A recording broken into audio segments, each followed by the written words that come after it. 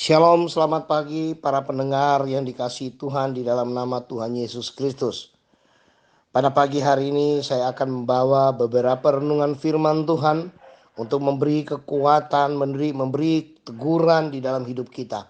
Karena kita tahu bahwa kita manusia yang penuh dengan kelemahan, keterbatasan, dan kekurangan.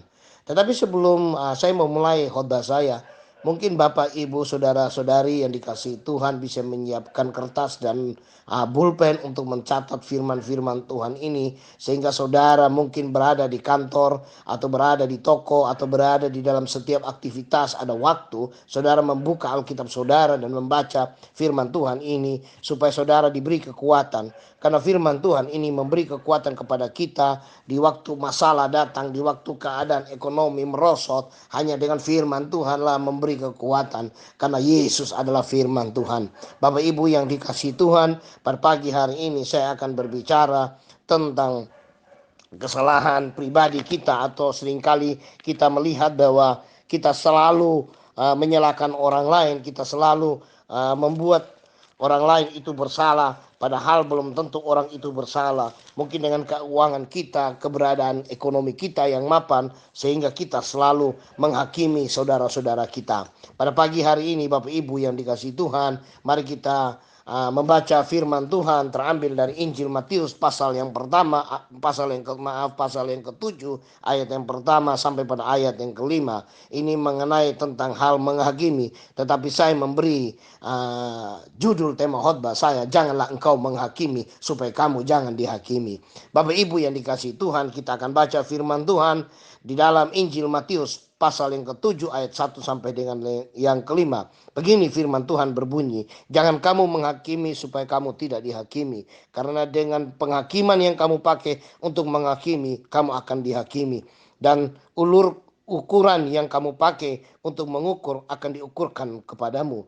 Mengapakah engkau melihat selumbar di mata saudaramu, sedangkan balok di dalam matamu tidak engkau ketahui? Bagaimana engkau dapat berkata kepada saudaramu, biarlah aku mengeluarkan selumbar itu dari matamu, padahal ada balok di dalam matamu? Hai orang munafik, keluarkanlah lebih dahulu balok dari matamu, maka engkau akan melihat dengan jelas untuk mengeluarkan selumbar itu dari mata saudaramu. Bapak Ibu yang dikasihi Tuhan, sudahkah saudara menyiapkan kertas dan pulpen untuk kita sama-sama mendengarkan firman Tuhan? Mungkin ada ayat-ayat firman Tuhan yang harus saudara baca dan harus saudara tulis supaya saudara dapat membaca di toko, di kantor, dimanapun saudara berada, saudara dapat membaca.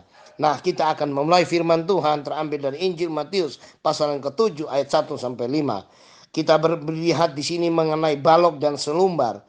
Balok dan selumbar adalah dua hal yang berbeda dalam bentuk dan kualitas. Tuhan Yesus memakainya sebagai perumpamaan untuk memberi nasihat bagi kita bahwa manusia belum sempurna untuk mengadili sesamanya. Yang sempurna untuk mengadili adalah Allah sendiri. Karena pengadilan adalah kepunyaan Allah.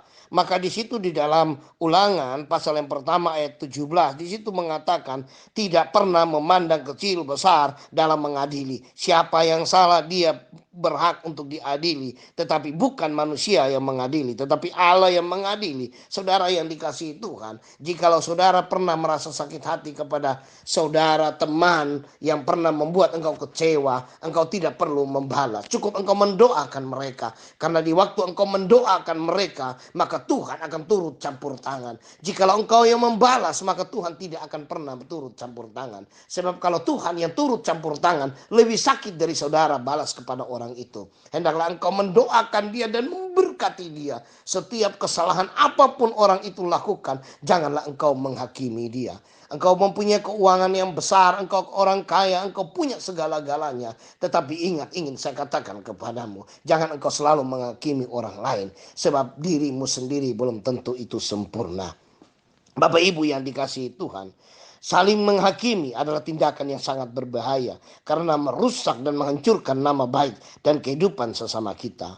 Ada beberapa hal mengapa Allah membenci tindakan saling menghakimi. Ada 3 poin yang harus kita belajar pada pagi hari ini. Yang pertama, menghakimi sesama adalah tindakan pelecehan terhadap Allah sebagai hakim yang adil. Karena kita tidak dipanggil untuk menjadi hakim atau sesama di dalam Kita tidak dipanggil untuk menjadi hakim atas sesama kita. Saudara boleh mencatat dalam Roma 14 ayat yang ke-7 jelas mengatakan bahwa kita tidak boleh menghakimi sesama kita.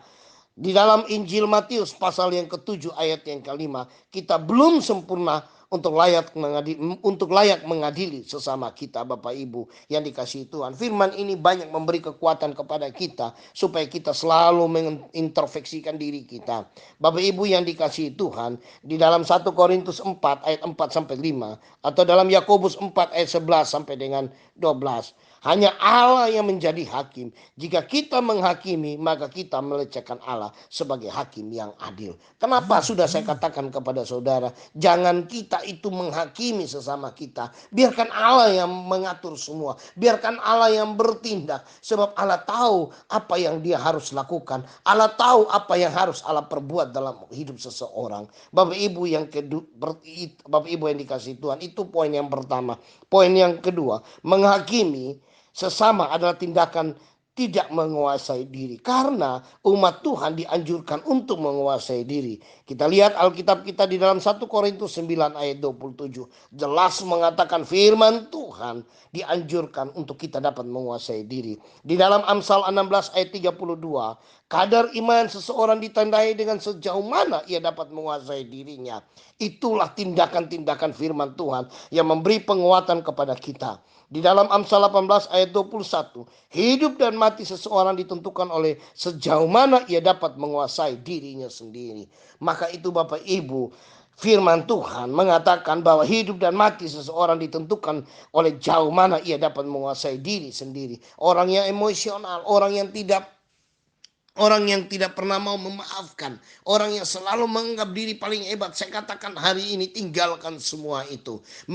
Selalu melihat kesalahan, selalu melihat tindakan-tindakan orang itu di masa lampaunya. Saya katakan tinggalkan semua itu. Saudara tahu Paulus sebelum dia dinamakan menjadi Paulus, dia adalah seorang Saulus. Saudara tahu bagaimana ia begitu membenci orang-orang Kristen. Dia selalu menyalahkan orang Kristen. Tetapi ingat saudara, waktu Tuhan memakai orang itu, Tuhan melihat Paulus bahwa dia punya potensi untuk ke depan. Maka dia memakai Paulus sebagai penjala manusia, sebagai penginjil yang hebat, sehingga banyak manusia sadar, sehingga banyak surat-surat yang dia buat di dalam Alkitab tentang kehidupannya, tentang perjalanan bagaimana dia mempercayai Yesus sebagai Tuhan dan Juru Selamat, dan dia tidak pernah menyalahkan itu. Yang ketiga, yang terakhir, menghakimi sesama adalah tindakan tidak ingin mengampuni. Karena di dalam Mazmur 103 ayat 3, pengampunan adalah anugerah dan kebaikan Allah. Karena pengampunan itu yang Tuhan inginkan di dalam hidup kita. Matius 6 ayat 12 dan Matius 6 ayat 12 dan ayat 14 dan 15. Allah akan mengampuni kita setimpal dengan kadar pengampunan yang kita berikan kepada orang lain. Nah, Bapak Ibu yang dikasihi Tuhan, firman Tuhan ini sudah jelas memberi penjelasan kepada kita.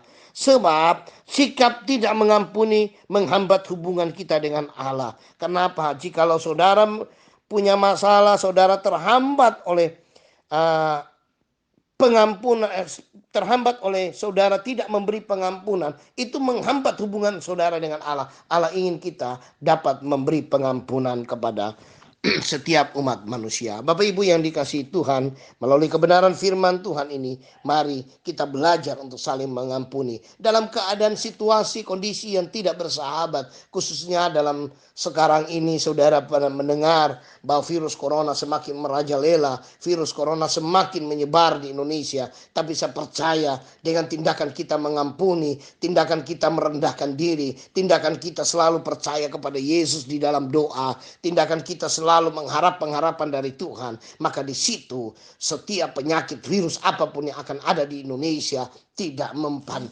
karena Yesus sebagai benteng dan perisai dalam hidup kita. Bapak Ibu yang dikasihi Tuhan, marilah sama-sama kita belajar pada pagi hari ini tentang renungan firman Tuhan. Saya percaya oleh kebenaran firman Tuhan kita diberi kekuatan dan pengharapan yang lebih besar. Shalom.